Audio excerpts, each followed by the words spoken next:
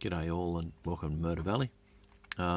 Here I've got some screenshots of some work I've done on my Murder Valley Time Attack Challenge track tonight. I've got all the elevations done. I've used polystyrene. Why? Because I like it. It's really, really easy to work with. It's really easy to cut. Really easy to change, to make minor changes to the length of it or the heights of it. And then it loves PVA glue. So does MDF. So I'll just glue all that in. That'll be solid as. But it also makes your track really, really quiet. But yeah, you'll see that I've added plenty of shape and plenty of elevation because they are the types of tracks that I prefer to drive. Whether it makes my track faster or slower, I'll leave that up to you to decide for yourself. I personally think that it adds something to the way that the track drives. But I need to make an apology because when I put up the original track plan with all the track pieces on it, this straight here, I had this listed as a 12-inch straight. Now, there's no such thing as a 12-inch straight. I don't know why I keep on calling them 12s, but I do. It's just stupid. But Dennis has knocked this up for me this morning, and I really appreciate it because my computer that has a track designing program on it is no longer working, so I was not able to do this. So thank you very much, Dennis. And Dennis has cleared it up for everyone. Now, as you'll see on a track designing program, it doesn't quite match up down the bottom here, but you know what? That's okay, because when you add elevations and stuff in it to get over the bridge, that makes up for a lot of this anyway. But trust me, it does make a track, even though there's that little bit out. But yes, pay no attention to my stupidity where I've called that a 12-inch straight. We all know they don't exist. So there you go. So my tips for bodies on a Bulldog. These things are very, very fast.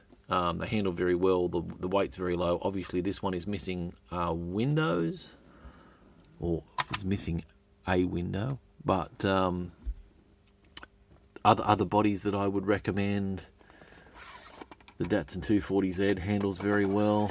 Everyone keeps telling me, and I'm sorry, I don't know what model this Ferrari is, but everyone tells me this thing handles really well, probably mostly because it's very light. The BMW M1 handles very well. I personally, they're all quite light bodies. Now, okay, look, the Corvette is missing. It's missing the windows, right? So it's going to be lighter, but that's coming up at 3.23 grams. That's very, very light. I haven't decided what we're going to put the minimum weight at, but maybe 4 or 4.5 grams. So you might need, if you were to run that one with windows in it, you might have to add some weight. I'm actually hoping that what people do is, well, not hoping, to be able to comply for these race meets, what you're going to have to do is put your car on, pick it up and go, this is what I'm running, here's my body, here's a little set of scales. These cost bugger all these things, right? So look, this thing's 10 grams. These bodies, these resin bodies that I make, these are probably what I'm going to be racing with. I don't see weight, a little bit of weight, as long as it's in good places, not bad places. For example, this Toyota Land Cruiser that I've made, which is also resin, that has weight, but it has it in bad places. It's very, very top heavy. It has a tendency to tip over going around corners. And what's it weigh? It only weighs 7 grams, but trust me, this thing weighs so much, handles so much better than this thing. And then other options I've got here is this little Porsche. Now the Porsche is for 1.5 wheelbase, and that's 7.16 grams. So yeah, so I will be running, no doubt, with some form of resin body one way or the other. Don't know what that'll look like just yet. I'll have to get some track times down. But look, you can be as competitive as you want, but you've got to do a live feed and you've got to do 20 laps. and you've got to do it continuously without stopping, and you've got to marshal yourself. So over enthusiasm will add some to your time. Yeah, look, it's going to be.